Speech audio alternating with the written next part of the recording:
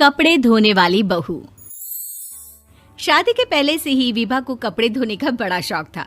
कभी नल के नीचे तो कभी तालाब के पास। अरे मेरी नीली वाली लुंगी नहीं दिख रही है। विभा की अम्मा, कहाँ रखी है लुंगी? अरे वो तो विभा ने परसों ही धोकर रखी थी आपकी अलमारी में, देखो वहीं होगी।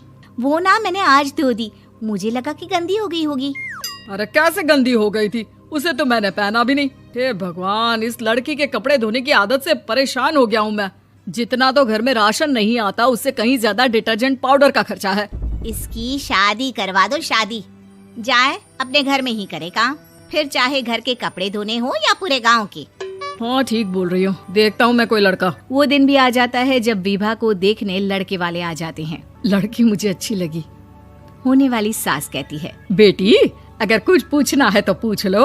वैसे तो हमारी लड़की बहुत ही शर्मीली है, जो बोल दो वो मान लेती है, इसे क्या पूछना होगा। अरे कैसी बात कर रही हो माँ, मुझे इन लोगों के घर रहना है, सवाल तो कई है।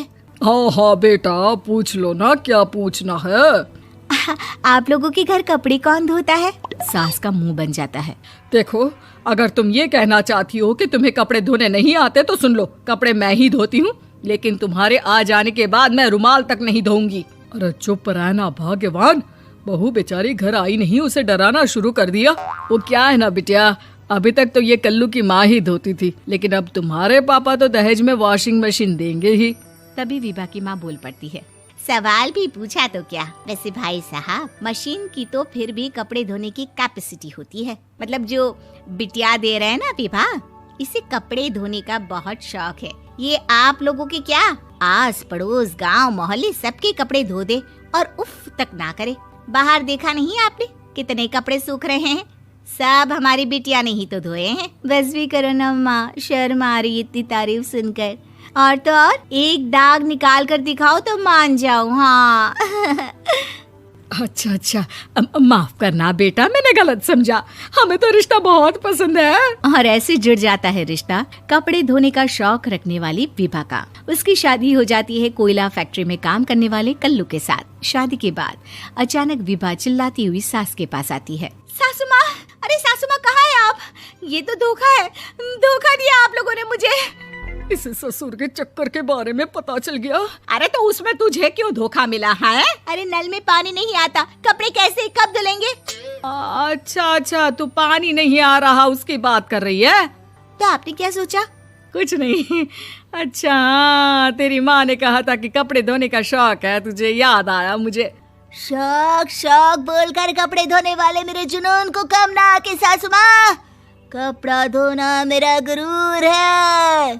तभी पति भी वहाँ आ जाता है। अभी मैंने इसे सनी देओल की फिल्म दिखाई है, उसी के डायलॉग मार रही है माँ। अच्छा सुन, साफ साफ बता रही हूँ, पानी सुबह 4 से 6 और शाम को 10 से 12 आता है, समझी? विभा टाइमिंग सुनकर हैरान हो जाती है। ये क्या भूतों का मोहल्ला है? सुबह 4 बजे उठकर कौन कपड़े धोता है? 4 बजे टंकी में पानी जाता है, फिर सारा दिन धोना ना, किसने मना किया? अरे कैसी बात कर रही हैं? 200 लीटर की टंकी में कितने कपड़े धो लूंगी मैं? सुबह ही उठ जाऊंगी मैं। अब क्या था, विभा सुबह 4 से लेकर रात के 12 बजे तक कपड़े ही धोती रहती। एक रोज सास पड़ोस से निकलकर कहीं जा रही होती है कि साथ वाली कहती है, हाँ कल्लू की माँ, जरा ये बताओ कि 2 साड़ी है, 2 ब्लाउज और एक पेटीकोट और एक नाड़े वाला लंबा कच्छा। हाँ तो? अरे तो क्या, कितना लोगी धुलाई ये बताओ। धोबन दिख रहे हैं हम क्या? हमारे पति सरकारी नौकरी से अभी रिटायर हुए हैं और बेटा सुपरवाइजर है कोयला फैक्ट्री में। धोबन समझ रखा है हमें? हाय रे कल्लू की अम्मा, माफ कर दो, वो तो मोहल्ले में यही सब बता रहे थे कि तुमने बहू को कपड़ा धुलवाने के काम में लगा दिया है। सास को पड़ोसन की बात सुनकर गुस्सा आ जाता है। वो घर पहुंचती है जहां घर के बाहर ही इतने सारे कपड़े सूख रहे होते हैं जितने कि किसी धोबन के घर पर। अरे ओ कल्लू की दुल्हन, बाहर निकल। माँ जी यहीं आ जाओ, बाथरूम में चादर धो रहे हैं हम। अरे अभी हम धोते हैं, तुमको बाहर निकलो। ये आस पड़ोस वाले बोल रहे हैं कि हम बहू से कपड़े धुलवा कर उसे कपड़ा धोने वाली बना दिए हैं। अरे छोड़ो ना माँ जी, किन लोगों की बातों में आती हो? आस पास के लोगों का तो काम ही होता है कि वो किसी तरह सास बहू को लड़ा दे। बहू सारे घर के कपड़े धोती है, ये क्या कम है? बोलिए।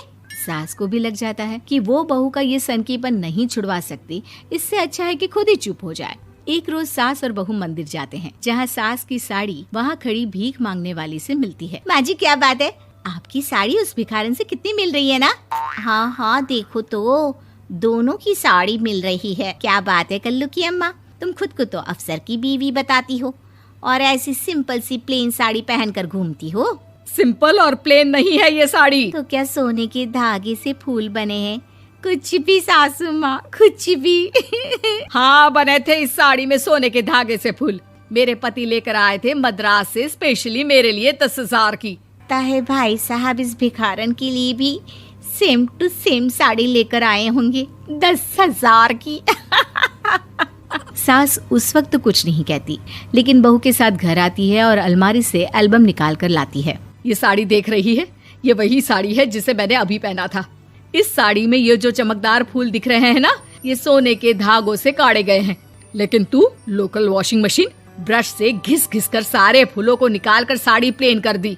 मुझे माफ कर दीजिए सासू माँ। और तो और, जब मैंने तुझे तेरी गलती के लिए कुछ नहीं कहा, लेकिन तूने तो सबके सामने मेरा मजाक ही बना दिया। क्यों? बहू को समझ में आ जाता है कि अब से उसका कपड़े धोना बंद।